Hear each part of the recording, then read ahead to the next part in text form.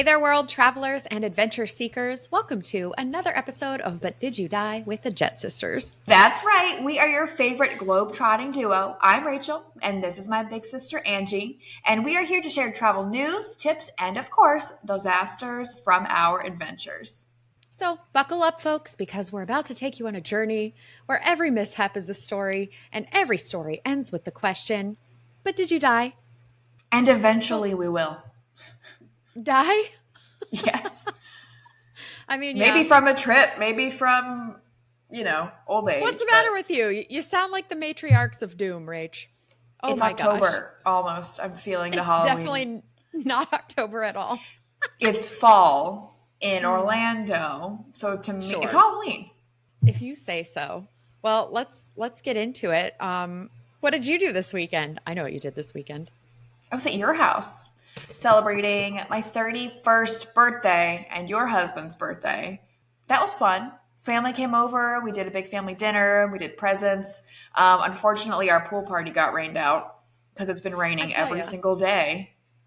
It has rained every day for probably 2 weeks, and not just a little rain. It is flooded around here. It really is. It's super gross. I'm over it. Like, make it stop. Don't like it. But I think the funniest part of that whole week was our brother's dog, Vader, literally walks into your house after you've cleaned the whole place and just starts pooping on the carpet, and you're screaming at him. I And wasn't so he screaming. I was like, Vader, no, like, let's go outside, buddy. No. Well, dogs don't speak English, so wah, wah. And so he takes a couple steps and then he poops again, and then he takes a couple more steps and then he poops all the way around the kitchen. And No, say take a couple steps. He ran in a circle and shot poop out all around my just cleaned house as everyone was arriving for our festive birthday party. I just stood there dumbfounded. Like, I didn't even know a dog could wreak that much havoc and just cause that much destruction. So we just laughed. It's not the first time Vader has walked into my house and pooped in the middle of everything, but it is the first time I think he gets nervous when he leaves the house and he just doesn't know what to do with his bowels. Poor bud. But yeah, all you could do is laugh because we were just like, how did you do it? Just a circle all the way around. It was the highlight of my birthday. That was the funniest thing. Just because truly everyone was arriving and it was just so funny because he wouldn't stop. So every poop was a laugh. It was just, and then a new. We were like, how did you do it, Vader? I mean, come on. And it's always a circus when everybody gets to my house anyway, because we got your 2 dogs, we got my 2 dogs, we have Vader, and then we have all the people, and everybody's just arriving at once. The little neighbor kids are like, ooh, party. They show up, knock on the door. They're like, what kind of food you got? You got any cake? You got any steak? No, kids. I don't. Well, I did. I gave them some donuts. I'm so sad I left the cheesecake at your house. Yeah, we've been eating it all week. I cannot believe I've had one piece of cheesecake. I know. I was thinking that. I was like, you were really fussy with Mom about having your own cheesecake, and then you left it. Yep.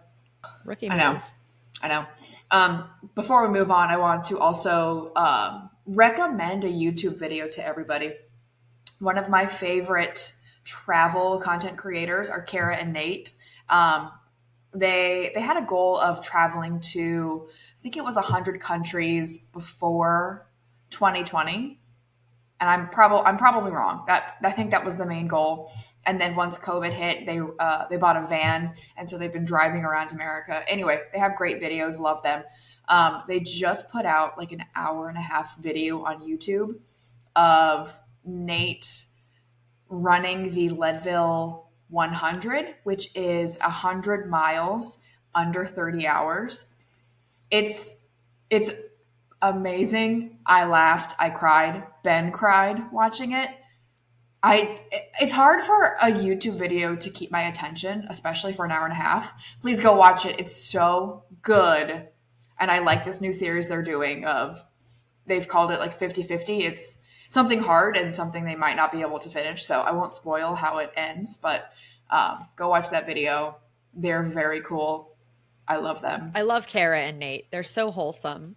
Doesn't give me any more of an attention span. Like I'm not really a full YouTube video kind of person usually, but since you've recommended it and I do love them, I'll go watch it. I have absolutely no interest in doing any kind of long walk or run, but I appreciate so much people that do and like have the physical ability. I really appreciate what that takes mentally and athletically and all that. So good for them. Do you remember when we met them?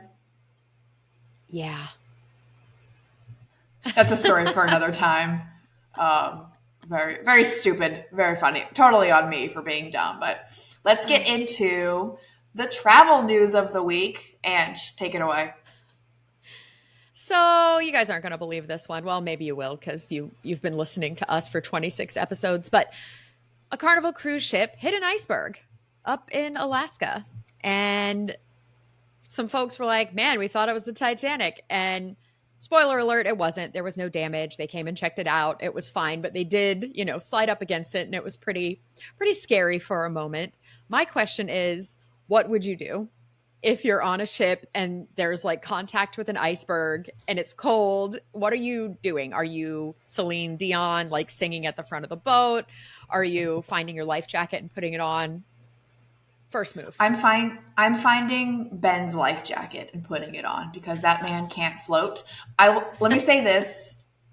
I don't want to be in a shipwreck, but I do want everyone to know that I would definitely survive because I'm such a good swimmer. I wouldn't even take a life jacket. That's a dumb thing to say, but I'm sticking to it. I mean, yeah, and maybe in the Caribbean, but in Alaska, I think you get hypothermia pretty quick. Well, yeah. At any rate, it's not an ideal situation, but I bet it's a good story. And I bet everybody who is on that ship is going to never stop talking about the time their cruise ship hit an iceberg. And I would too, right? Very that. So let's get into our destination of the week. Very excited about this because the Jane Austen Festival is currently underway in Bath, which is southwest of London. I had to go back and back and back in my photo albums on my phone. And it was 2016 when we went to the Jane Austen Festival. So it has been 8 years since the most fun adventure of all time. But they do it every year. It happens in September. It's a 10-day festival. And if you are a Janeite or just somebody who likes to dress up and go to a country dance, oh my gosh, I had the most fun ever, ever, ever. That was one of the coolest, best trips ever. So it was 6 years since you and I have been to Bath, but it was only 1 year since me and Ben were there, literally this time last year. And I think we were too early for the festival last year. Yeah, but it happens every year. Was going on. No, I don't think it was. I think somehow you guys missed it by a minute or something, or else maybe Ben was like, I just walked for 10 days. I'd rather do anything than wear a cravat and do a country dance. I mean, Ben and Rick really, really do a lot for us, being that they're, Instagram husbands. So sometimes we just let them off the hook, and that was a good time to let them off the hook. But so the festival always starts with this Regency costumed promenade, which we did. It's over 500 people, all in Regency dress, and they just wander around Bath all together, like cosplaying Regency people from the early 1800s, basically. And it has the Guinness World Record for the largest gathering of people dressed in Regency costumes. You don't say. Yeah. I can't believe there's not another one of those that it competes with so strongly. Right. And I remember when we were there in 2016, you look down the street and people are in costumes, and it's not weird. It's not strange. But when Ben and I were there, and it wasn't the festival, we still saw people in costumes. Again, not that strange. No, because Bath looks so much like it did in Jane Austen's time. They've really preserved, I think I don't know if the whole city is, but definitely the Roman baths and that area. It's UNESCO World Heritage Site. So they really preserve everything down to, the Well, buildings and the springs and everything. and Bridgerton is filmed there. So every time you're watching Bridgerton, it's literally places in Bath that you can visit today. It's just, they get rid of the car lines on the road, but yeah, that's how good it is. That's how good the city is. It really is. You don't have to build a set. It's just already there. I think pretty much any period drama from back in the day set in England is they're walking across what is that? The crescent? What is that? The Yeah. Grand Crescent. I want to call it the Fertile Royal. Crescent, but that's not it. The The Royal Royal. Crescent. That's the one. Yeah, it's this huge building and it's all these homes that are attached, but they look like kind of one big semicircle. Oh my gosh, do you know what I just remembered? That's where that The whole tour tour bus. bus of, I think they were Chinese tourists, like chased us across the grass. We were running because we were costumed and kind of away from everyone, and they wanted to take pictures with us, and we were running across the grass. It's the closest I've ever had to the paparazzi feeling, I think. Yeah. Well, and It's that's kinda a wild. that's a popular area because it's people's like private homes in the Crescent, but it's also the Jane Austen not the Jane Austen Museum. There's a museum on the end, but it themes it out every so often. So when Ben and I were there, it was Jane Austen themed. But there's also a very fancy hotel you could stay. Yeah, I don't there's definitely a remember. hotel there. Um, and I'm just looking at the Jane Austen Festival website. So there's 10 days of stuff and there's like 15 events every day. So you could do the big group things like the promenade where everybody just walks around and you meet people and everybody's just oohing and eyeing over everybody else's costumes. Something else I really liked about it is our costume situation. It was our first time. We didn't know what we were getting into. So total newbies, total idiots. We were wearing like random flats, a hat I got from J.C. Penney, and put a ribbon on with hot glue. We were totally goofs, and it was fine. Everybody was just so happy to be there. And I know that there were people there that sewed everything themselves, and it took a year, and they did it with no sewing machine because they wanted to do it the Regency way. I'm never doing that, but I was so impressed by just everything about it.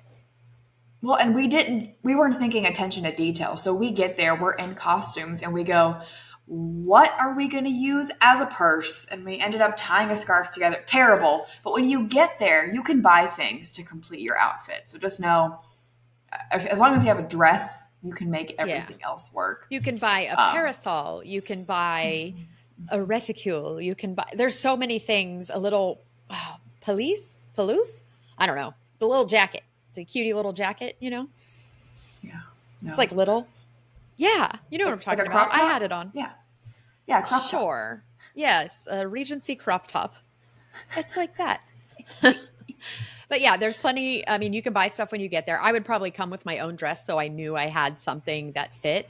But then there's different styles of dress too. So if you're going to do the promenade, you have your outfit for that. But then if you go to a country dance, you might want a different outfit for that. And then if you go to the ball, well, you definitely need something fancier for that because that's like candlelit, torches, and it's at the Roman baths, which like we didn't get to go to that because it is such a long festival and we had other places to get to.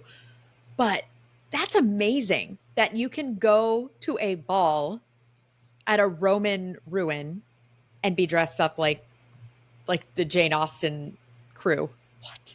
That's And magic. they teach you the dances, and you're just dancing in the hall, looking for Mr. Darcy. Like it's a whole vibe. Everybody's into it.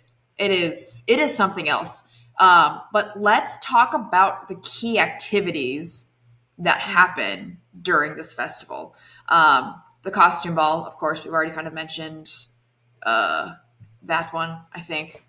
The whole thing kicks off with the promenade, and that's just everybody wandering around. There's like a little marching band, everybody's dancing, it's really fun. Then there's like a country dance, so you all go and they teach you the dance. You don't have to know anything because I was like, I don't want to go to that. I have no idea how to do Regency dancing. When I tell you, that was top 5 most fun dance parties I've ever been to in my life. And we were legit like dancing around in circles like Pride and Prejudice, but it was so much fun. And it was so much easier than I thought it was going to be to just kind of jump right in. I don't learn dances very fast, but it was really, really fun. They have plays and performances. So sometimes it's, some kind of Jane Austen adaptation, and then sometimes it's an interpretation, or they just have so many options. And each event is ticketed. It's individually, I'm pretty sure. So you can decide what you're going to do. You don't pay for the whole festival. You decide I'm going to do this and this and this.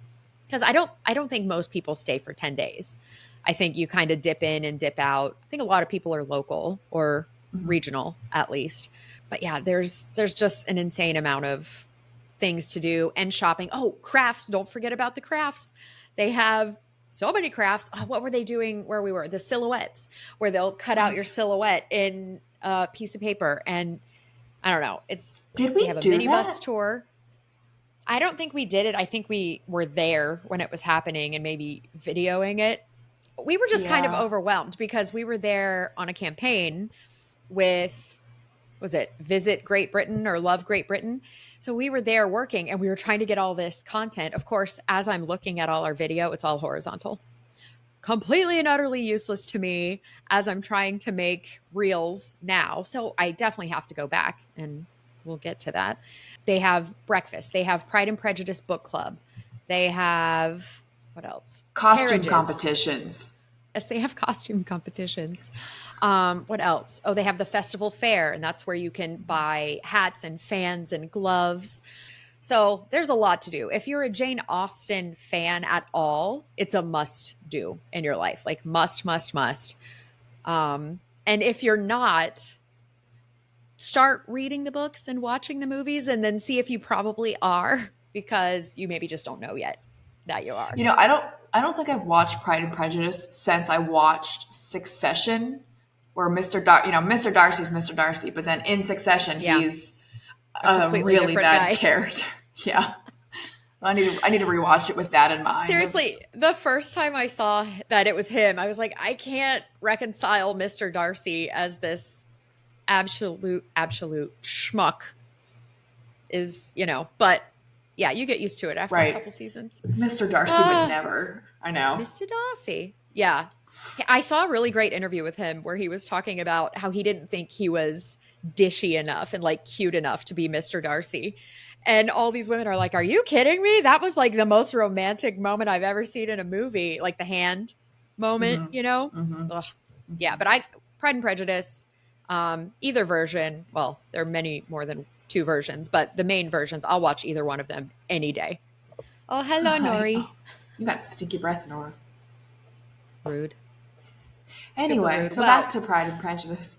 Back to this whole thing. So, what I would say is plan in advance, prepare for rain. Our promenade, as fun as it was raining for the majority of it. And I can't remember if it's a mile or 2 miles or 3 miles that you walk around town. It can't be that much, but you get real wet. And we had to go home and like wash our hems because we didn't have a surplus of outfits. So we had to like wash our hems in the sink, hang our dresses up.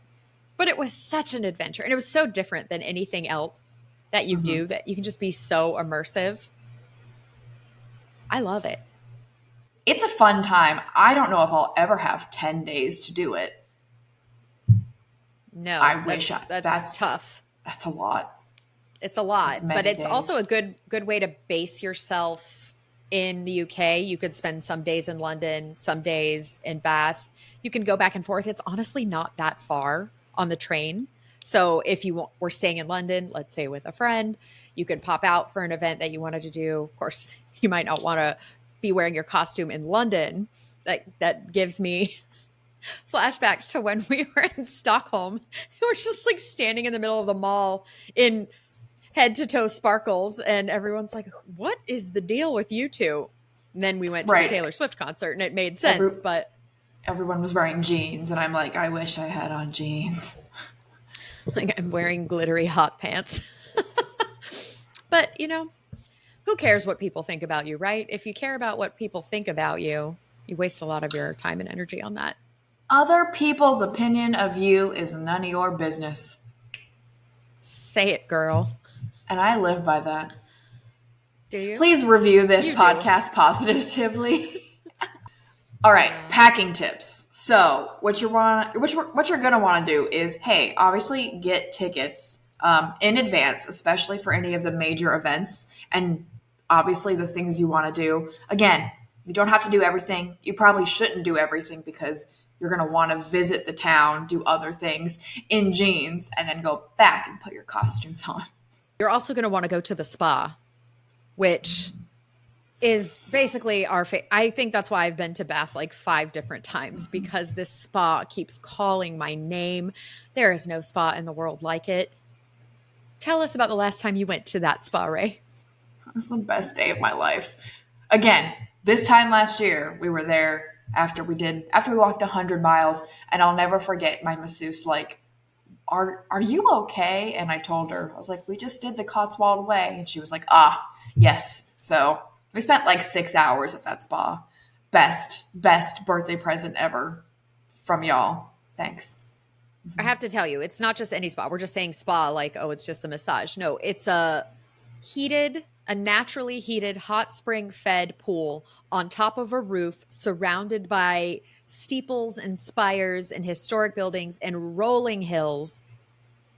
It's the most beautiful spot. Unmatched. I just love it. Very much worth spending a day there. I think I talked about it in my book, actually, because I went there to get over my own Mr. Darcy, and it worked. Inexpensive. It's not that much. It's the best spa I've ever been to, and it's not the most expensive. I'll say that. Yeah, it's definitely reasonable for what it is. Mm-hmm. But yeah, as far as packing, plan for all kinds of weather. Wear comfortable shoes, which can be hard to do when you're in costume, but also keep in mind people might not be able to see your feet. So sneakers under that floor-length dress, don't knock it till you've done it. And just maybe bring some Tide packs in case you have to wash your hem in the sink. Yes. Like we did. I mean, 6 inches deep in mud. Hotel, book in advance. It's a huge festival, so those are gonna book up, and it's not the biggest city, so accommodations are limited. So look into staying somewhere central. Easy. Very easy to get there from London. There are buses. There's a train that takes you right into the middle of town, and you can walk to a lot of accommodations right from there. So I think that's what we did. I think we took a train, and it wasn't that bad. I walked there. Let me just. Oh, that's why you didn't want to leave that bullet point out. I did walk to Bath. I did walk 100 miles to Bath. You indeed. But you can take a train. I'm not doing that. But it was great. But Ben and I took a bus from Bath to London to the airport. It was cheaper, so you got options. It would not be, but did you die without the disasters? We've got real disasters this time. We've got some good ones. So the first disaster was 9 days before we left. I had a strange pain in my right side, and it turned out to be appendicitis, allegedly. I sat in the airport. I sat in the hospital for 3 nights with no food, and they were like, well, maybe you need surgery, maybe you don't. Oh, I don't know. Does it still hurt? I don't know. Right? Like waffling. And finally, on the 3rd day, I said, you either take it out today or you don't take it out at all, because I'm going to the Jane Austen Festival in 9 days and I need time to recover if you're going to like cut open my stomach. I was going no matter what. So I was like, it's now or never. So they took it out. I don't even know if they needed to. I don't think they did, TBH, because it kind of still hurts. And that was 8 years ago. Worth it, but I do not recommend, really highly don't recommend traveling 9 days after a surgery, especially when you have many suitcases, more than you normally travel with due to costumes, because that's not the only thing we did. It wasn't the Jane Austen Festival. We also side-tripped to Highclere Castle, the real Downton Abbey, and did a whole costume thing there. So we were like, I just don't recommend having surgery right before. Not that anyone would do that on purpose, but I didn't want to have to get my appendix out in Bath. Yeah, because then I ended up lugging your luggage all around England after your, I had surgery. You did, but I've not cool. That was literally my, never heard the end of this. She had to carry my luggage for like 2 days. well, yes. So our other disaster, which goes a little bit more with our Highclere day, we rented costumes, and long story short, our train was late, so we got delayed in getting ready for this huge event at Highclere. It was like a costume party there as well. And then when we got our costumes, Ange's, was it yours or was it mine? No, it was mine. Mine was Yours hot was pink. was gross. Hot, It was ugly. hot pink, not Yeah. at all a 1920s garden party. We had so little time, we did not even take a picture of how bad it was. Thankfully, Ange had bought a dress from like what, H&M just Yeah. in case, and it looked great. So that's what I It ended was up wearing. perfect. But be So careful I when would you're say renting costumes. You do not know what you're getting into. well, we Have a did so backup plan. many. Yeah, we ordered like rented costumes to arrive, locally. We both had dresses sewn for us in the US, which yours was super cute. Mine was a mess. Like, it looked like a hospital gown, which was hilarious because I just got out of the hospital. And so I was lucky that I had a rented backup, and it just the whole thing, like, you never know. And then I bought this other dress randomly because I saw it on the rack and I was like, that could almost work. So I'll just get it in case.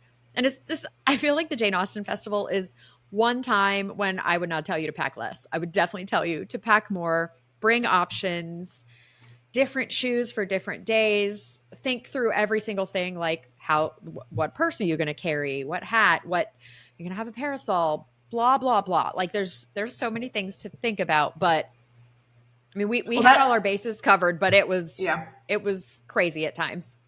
that is a great travel tip. When you're going to the Jane Austen Festival, pack more dresses than you think, accessories if you can, but know that those are available to you. Pack for all kinds of weather. It may say cold the day before you fly, and then it's 80 degrees the whole time. So bring some Yeah, it was layers, so hot when you guys did the Cotswold Way, right? It was very, very warm.